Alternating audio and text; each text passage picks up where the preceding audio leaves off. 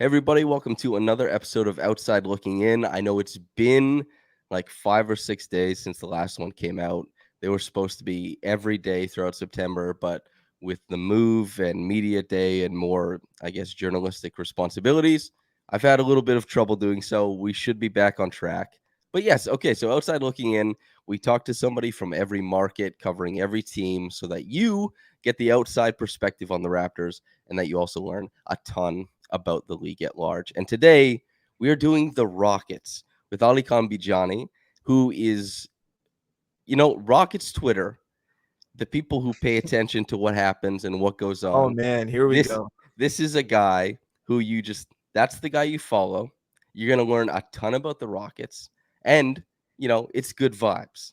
You can follow him at Locked On Rockets, of course, but also Rockets Film Room. The Film Room guys, maybe you're noticing there's been quite a few of them on this podcast. I love the people who do X's and O's. Ali Khan is a person who can do so. But how you doing, man? When you mentioned Rockets Twitter, I thought you were about to mention somebody on Rockets Twitter pissed off a Rapper's Twitter person. I was Oh like, oh no. man, I'm distancing myself away from Rockets Twitter if that's the case. Oh man, but no, good to hear. It was all good things. That's good. I have been privy to the infighting between the top four that were selected. Even let's say like top Oh, six yeah, in the for NBA that draft. draft of last year. Each Hmm. each fan base is very protective of their guy. Oh yeah, And the Rockets fans should be so excited about Jalen. yeah, Raptors fans should be so excited about Scottie. But yeah. I imagine they come to blows at times arguing about it. But You know what's funny though about that? what's that? Scottie and Jalen are very close. Yeah, they're buddies. They're like really close friends, so this makes it even funnier to me how all that And happened. they're both number 4 now too, so a little bit more synergy now. Good So, point. but the Raptors in general, Yeah. I kind of when I say Raptors, that team, you look back to last season, they've had media day. There's a bunch of continuity there. The team will look similar. What are your thoughts on it? Man, I like the Raptors. I've been following the Raptors for a long time. I have family in Toronto, family in Canada, so I hear all about Raptors basketball over there. So I was very happy when they won the championship. Um, but when I look at this Raptors team, they're just good, man. They're just good, but like I feel like I'm missing something. Maybe I'm wrong in saying that, but I'm feeling like I'm missing one piece. It's just I don't even know. I don't even know what it is. I don't know if it's like a Kawhi like piece, maybe because I'm just thinking about Kawhi in this situation. But when I look top to bottom on that roster and the coaches and just the front office, man, it's like it's one of those few teams in the league that I'm very confident in to do the right thing. And I look at Fred. Fred's great. Big fan of Fred. Been a big fan of him since college. Look at Pascal. I'm very high on Pascal. Very high on Scottie. I was very high on Scottie before the draft. I mean, I just really like the team. I like the direction they're going in. And I've been reading, some of the early thoughts from training camp from the Raptors and how they kind of wanted to change a little bit and kind of, establish more. It kind of not necessarily establish more, but deviate away from the isolation basketball they've been doing a little bit last season or two. And so for me, it's interesting because that team is full of guys who I think play well off each other. So how do you kind of change the offense to fit that style of play? So I'm eager to see kind of what happens from that end. Defensively, though, man, when I talk to friends or when I talk to other guys around the league, I always talk about the Raptors defense because I'm like, you look at what they did in the finals, and I think that was the first time. I mean, X's and O's guys probably notices a while back with Nick Nurse, but in the finals, it was front and center the different things they were doing to Steph in 2019. And now, when you think of new or not new, but like more so defensive schemes that are kind of progressive in the league, you think of Nick Nurse and his coaching staff doing it. So I always love watching the Raptors play defensively as well. They may not rank number one defensively, but they play hard and they're going to play a style that's going to take away your first or second option, which forces you to adapt and kind of go into more of a layered offense to be able to score against them. So those are my thoughts for the Raptors, but that also comes from the fact that I watch a lot of Raptors games. And so for me, and also just announcing crew and just top to bottom league pass coverage, TSN is great. So yeah, man, you can pretty much call me a guy who supports the Raptors a little bit. So you brought up a few of the biggest questions about that team, Yeah, obviously. yeah, When we think about them being at the forefront of defensive innovation, At media day, I asked Nick Nurse if he picked up anything from international play with Team Canada recently. He obviously didn't divulge what that might have been, but he said, "Yeah, we learned some things." I'm excited to dive into the film when I'm watching this season, see what pops up. There's always these in vogue things that come along. I'm excited offensively if they do more screen your own stuff where it's like Yeah. guys are maybe preemptively switching against, a Pascal Scottie action or Pascal Fred action or whatever. And, they can start doing some of those actions that Luca thrived in, except with Pascal on ball, so Yeah. that it's less isolation for him and stuff like that. I'm very excited to see kind of how they Yeah. spread their wings. And yeah, there's always room for innovation with squads like this, especially since they were so bare bones offensively. Yeah. I just want to see what happens on that side of the floor. The defense, I expect, with so many guys coming back, will probably improve. And they were fourth best for from like January till the end of the season. They were like the Yeah. fourth best defense. They finished ninth on the season. I think, as you said, like it's innovative. It'll be there this season. There'll be some blow up games, of course, given their scheme, but Yeah. I expect good things. To focus more in on singular players, though, between the Rockets and the Raptors, we can kind of do a little bit more conversation on the two guys we brought up earlier, Jalen Green, Scottie Barnes. So I'll give my take on Jalen Green, and you give your take on Scottie Barnes. So Let's do it. if any Rockets fans are coming in here, welcome to what I think of your young star. So when I was doing bouncing around with Evan Gilberto, I compared Jalen Green, his little throw ahead dribble coming off of pin downs and stuff, to Isaiah Thomas. And somehow Detroit Pistons Twitter found that tweet and they were just really upset about that. But I'm not here to relitigate that. I just mean to say I've thought that Jalen Green possesses unique and valuable athletic traits that we've seen in stars before, but he also it's the little in between stuff like, oh yeah, he's navigating screens like Isaiah Thomas did, but he also has this insane pop at the rim and he's going to shoot the ball well. Like it's clearly coming. This guy can punch a gap with the best of them in the NBA. And Yeah. he's in air, he's extremely dangerous. He seems to me like if you have any questions about him developing his playmaking too, you just we've seen athletic scoring guards in this era of the NBA. They have really been able to kind of develop out their playmaking over the course of a few years. Yeah. So many guys have done it. DeMar DeRozan, Booker, Levine, Anthony Edwards will probably do it too. Jalen Green, he's going to score the hell out of the ball. He's going to Yeah. pressure the hell out of defenses, and then he's going to start making more of those playmaking reads. I wouldn't be surprised if this dude goes for 30 a game, like during one season of his career. He's gonna score the hell out of the ball. I He think makes it he's look easy, awesome. man. He makes it look really easy. Yeah. That's kind of my spiel on Jalen Green for anybody who cares. And when I look at Scottie, obviously we know all about his defensive abilities, and I think you can essentially create a scheme with him at the point of attack where it's not just a guy who's a good help defender and isolation player, but he can essentially, the way defenses are playing in the league now, he can kind of block off a specific part of the court. And so a good example is like when we watch the finals, because a lot of people who watch basketball will watch the finals. You'll see teams essentially kind of zoning off parts of the half court, making it more difficult for you to be able to get the ball to specific parts or making specific types of passes to specific players.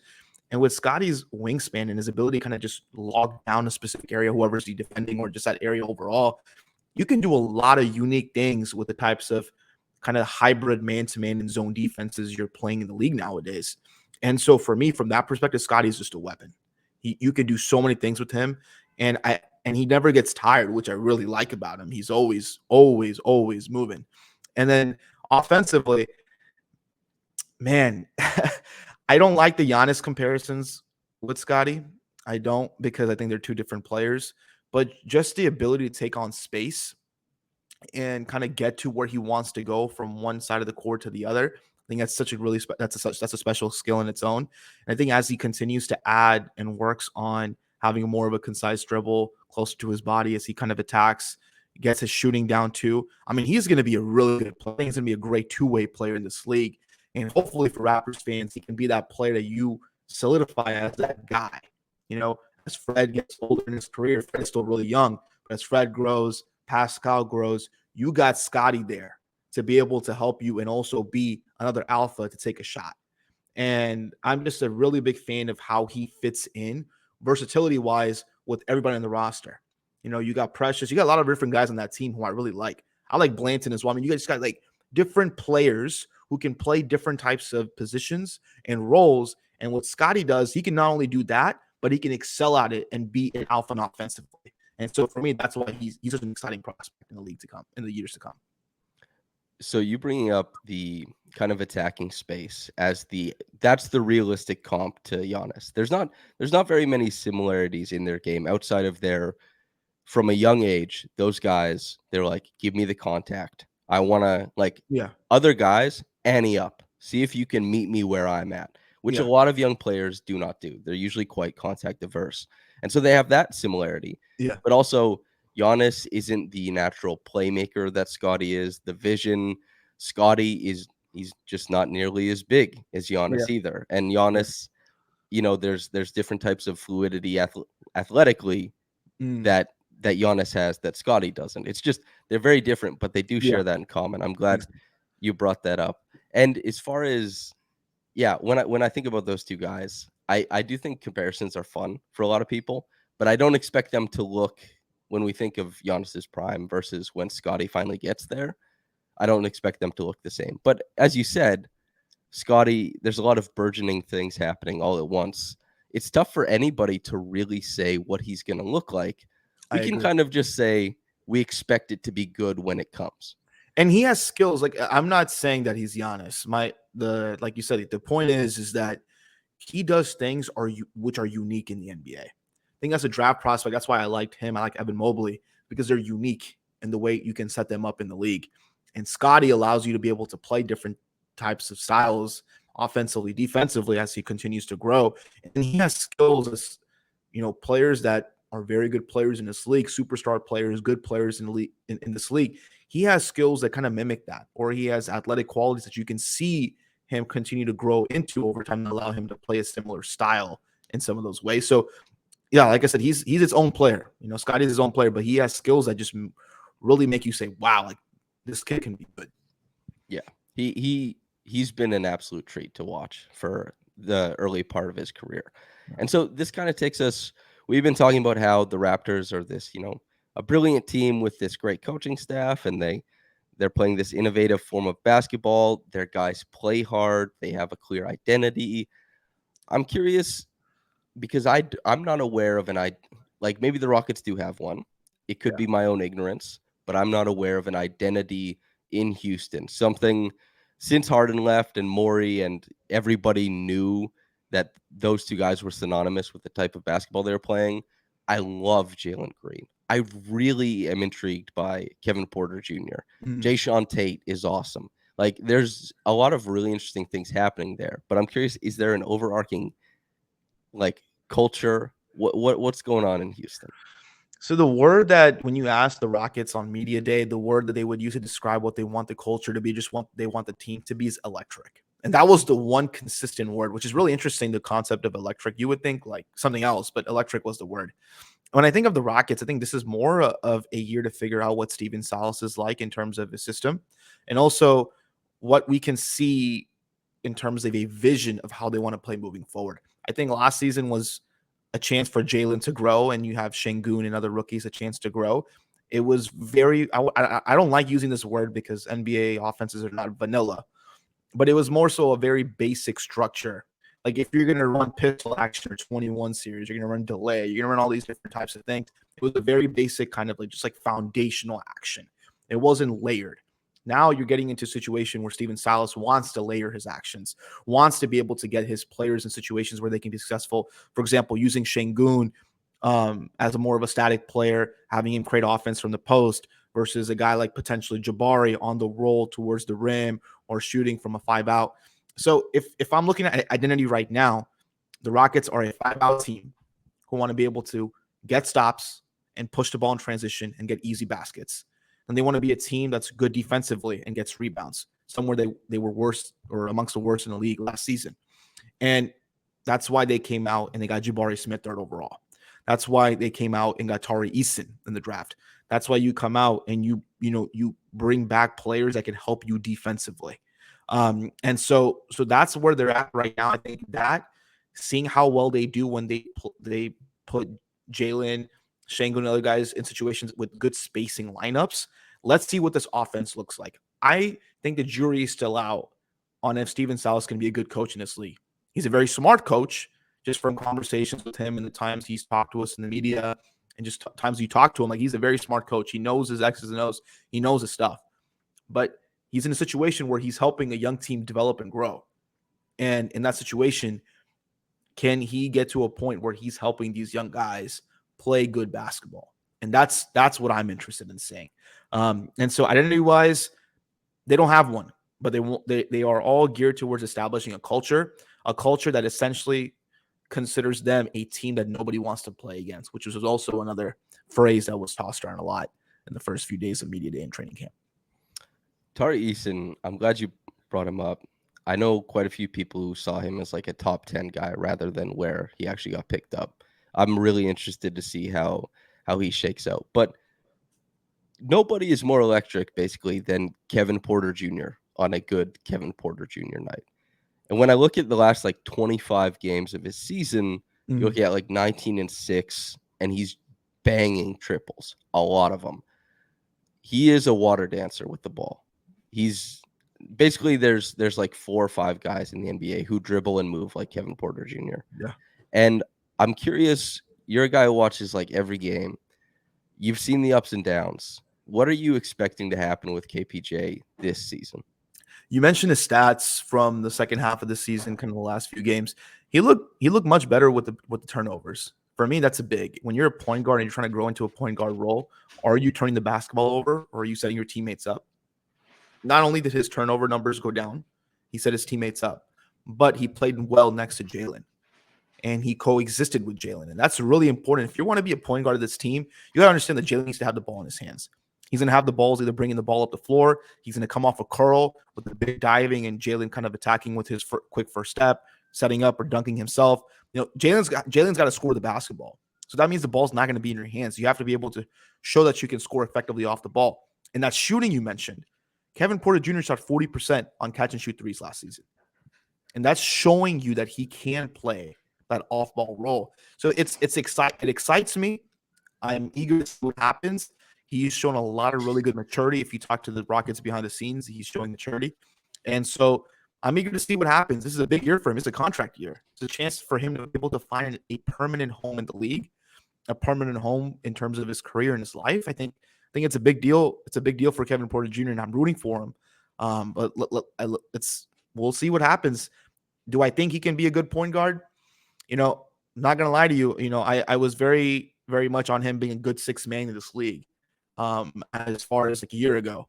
But just based off what he showed me those last few games of the regular season last season and, what I've heard, I think he has a shot. He could potentially take on this point guard role. And going into a season where the Rockets are still going to be developing, and odds are they're going to be a situation where they're going for a top draft pick again, you have some guards available in this next 2023 draft if you don't get Victor, right? And it's a big year for KPJ to be able to show I can be the point guard of this team. I would love if he popped. That would be like if we're seeing like 23 points a game, like it's just, the shot is hitting, especially the pull-up stuff with his dribble packages. He's good with pull-ups, man. Like he has situations that you talk about him like dribbling on water, for example. Like this guy has a way to kind of maneuver his body toward the upper part to go one way, the lower part to go other, gets past defenders and like maneuvers his hand into a layup. I mean, it's just incredible to watch him kind of slice his way through the defense, especially in the paint. But that comes down to, can he hit shots on a regular basis from three? Can he play off of Jalen? Can he get back defensively? Can he do the things that you do need a point guard to be able to do? Not a scorer, not a facilitator, a point guard. He has to be able to take on this role fully with his hands and show that he can be that guy. So this brings us to probably the conversation I was most excited about with this is because there are two young bigs that, and it won't be Jabari Smith. So if anybody wanted to hear about him, my apologies. But Sengun and Precious Achiuwa. Sengun representing the all in on offense, the question marks on defense type of player. Obviously, we've seen it a lot with bigs. Precious, on the other side of things, of course, it changed during the second half of the season and during the playoffs, but largely you zoom out from his first year with the Raptors, you're looking at a guy who impressed immensely defensively and had significant struggles on offense. Just those two being compared, does anything kind of, flashbulb thoughts pop in your mind? That's tough. I don't know if there's a lot of comparisons we can find between the two. Samson, what do you think? Do you have any comparisons? So this is why it's fun. Is I just like bouncing these guys off of each other because it's very rare that you find the inverse of another player. Yeah. Whereas Precious, every once in a while, we saw like the Raptors run some Princeton where Precious is kind of running through reads above the break with the ball, and that's fun. But that's not nearly the same as Sengun getting tossed the ball and them running actions around him and him going to work. Yeah. One is Stuff on the that, move, one is more static, especially yeah. when we're going. Yeah. And Precious is the guy who, like, when he was shooting the ball well towards the end of the season, he gets a closeout. It's like pump and into the lane, this massive dunk. It's all about mobility for Precious. And defensively, Precious is also a guy who he was really great in drop. He had games where he was the primary defender on, Giannis and LeBron and fared extremely well. Yeah. Just a very, very interesting defender. And so, yeah, I just want to have a conversation about, like, that's what I think about Sengun. I'm curious what you think about Precious from the outside looking in, because I know some people who are incredibly high on him, but I know some people who are just like, oh, it's just another long guy in Toronto. I'm very high on Precious. I thought he should have been starting over Kem Birch, personally. That's just me. But the thing about Precious that excites me is he's athletic, he's long, and you can put him on the perimeter. With Kem, it sometimes, I mean, you could, but I'm just a lot more confident in Precious to be able to get the job done in a closing lineup situation where you're going against an isolation of the best perimeter player on the opposite team. And for me, Precious just showed me more flashes of that. And then also just Precious is so strong. I mean, if you just get him on the move, if you get him just coming off a screen. I mean, Nick Nurse is so magnificent in the way he does his movement offense, sometimes off of after timeouts or just sideline out of bounds, whatever the situation is. Just get him on the move. Let him set a screen, let him slip. Give him the ball. He'll run straight to the rim and dunk it down. I mean, he's just such a powerful force around the rim that I don't need him shooting threes, even though he's trying to get to that point where he could be that consistent. I don't need him doing that. I just need him to be powerful and a good rim running big, because we talk about horizontal spacing, but the vertical spacing is as important in the league, being able to be a vertical threat. And Precious is a vertical threat if you can put him in situations where you're maximizing. That brings the most interesting conversation about Precious and where he's at, because as you say, he's very clearly, he can add vertical spacing if he's weaponized in that situation. His pacing as a roll man has historically been like quite poor. And additionally, like you talked about the Rockets going 5 out because they have a lot of skill at a lot of different positions. You go 5 out, obviously. That's what you're gonna do. Like, the defense is spread out and Jalen gets one step on a guy. That's a really good thing to have happening. Exactly. Precious, a guy who on 4 attempts a game, catch and shoot attempts a game, was hitting, like 40% from 3 post All-Star break. And the Raptors started playing with that read and react. Like, they said, okay, well, Precious is more of a 5-out type of big than he is, the guy who can draw a tag from the defense. Because nobody drew a tag for the Raptors except OG. Like, the Raptors, they could not draw the tag from the weak side. They had a lot of trouble. Because you got to be able to make the pass, man. That's the thing. You got to be able to make the pass. Yeah. Yeah. So it's just very interesting. But you did bring up the you talked about being kind of fascinated with some of the ATOs and some of the read and react principles that the Raptors have. And so that's like the final question is, as an X's and O's guy, you have the unique ability among many people who watch basketball is you can look at another team doing something, say, I know what that's called, or at least I know where the advantage is coming from. I know the machinations that make that up. I want my team to do that. So is there anything you wish the Raptors would do that Houston would do given their guys? And is there anything when you look at the Raptors, you say, I wish Houston did that? I'm gonna look at this from more so what the Rockets can take away from the Raptors. I think that's the most important thing here. Number one, the way they clear up space for Pascal and get him the ball in positions where he can be successful, just clearing him up space. I think the Rockets need to start learning how to do that with Alperen Sengun. Sengun is just so good at just reading. I mean, he showed that to you in EuroLeague, especially when he was their best player and the guy who they went to for a basket late. Give him the ball in a situation where he feels like he can score or he can pass and let him get to work. That's what happened with Pascal, and Pascal was so good at it, doing that, and just the isolation aspect of it. Second, defensively, the ability to switch, not like switching, but switch your schemes on different possessions. I think if you want to be a successful defensive team, you don't have to do that man-to-man hybrid that man-to-man hybrid defense all the time, every possession, even though that's kind of where the league is gearing towards. It's becoming more of an NFL kind of scheme. But I'm thinking that if you can at least one possession, you can do some hedging or you can do some showing, and the next possession you come back and you switch it. Get the offense off balance a little bit. Don't let them get into a rhythm. And that's what the Raptors are so good at doing. I'm just going back and looking at the Sixers series against James Harden. Yeah, James Harden's health was in question, but they did a good job on James. James struggled, and he struggled for a good reason because they threw different things at him, different looks. And just the concept of throwing looks to me is such an important thing because once you get those looks down, you have those different variations down. Then we talk about offense, you can layer your defense. You can be able to send different players in different positions and then throw the offense off even more because you have different things going on. You have a player possibly on one position who's on the weak side, next position, he's the one who's attacking you on the show. So it's different things that the Raptors do that I really like defensively that just go beyond, oh, they're just showing or they're just switching. Like they're doing things to throw you off balance. And I think that's something that just the Rockets, other teams in the league can learn from. That's a great point. Some of the funnest games I saw last year were when the Raptors were mixing between, like there was one game against the Hawks where we saw at the level, we saw drop, we saw hedge, we saw switch, and we saw switch to blitz. Yeah. Every single one of those. And Trey torched them, by the way, but that's Trey Young. Like Trey Young is a guy, if anybody's going to do it in pick and roll, see all the different adjustments that the defense is making and just shred it anyway, that's the dude. But as a guy who likes basketball, as a person who likes basketball, watching a team try and just do new things at the point of attack is one of the true treats of watching the Raptors. And I suspect that Rockets fans probably want to see a lot of that type of stuff, especially with Jabari Smith in the fold in the front court. I'm very high on Jabari. I don't know where he's going to be.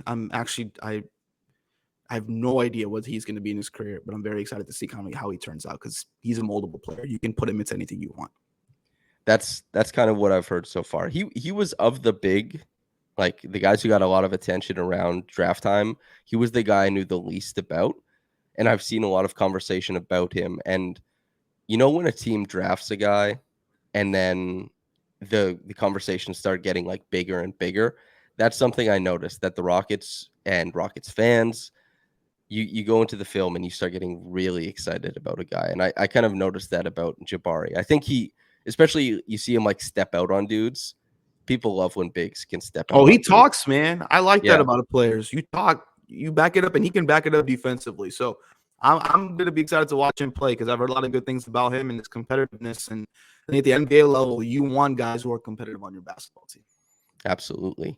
So at the end of it all, we have, the electric team and the gritty, kind of grind ball, innovative team with the Raptors. I'm curious to see how the seasons shake out for both teams. Yeah. Alykhan, the opportunity is yours to plug yourself, to let the people know how to keep up with you, where your work is, all that kind of stuff. Yeah, you can follow me on Twitter at Rockets_insider. Be posting a lot of film clips during the course of the season. Also, do a show, Rockets Film Room, just other stuff with Locked On Rockets. So a lot of good stuff and good content coming there. So if you like podcasts, which I'm sure you do if you're listening to this or you're watching this, make sure you're following to Locked On Rockets if you want some of that perspective as well. But it's been a pleasure, man. Been a big fan of yours for a while now, so appreciate you bringing me on.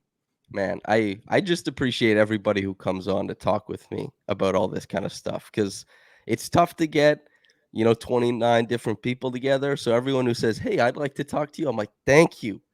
There's so many of these, man. So thank It's you good. so much. Thank you so much for coming on and the kind words. Listener, thank you for tuning in.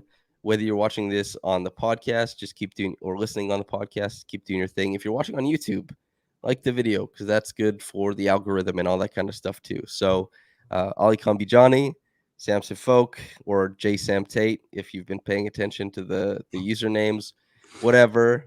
We'll see ya. Take care.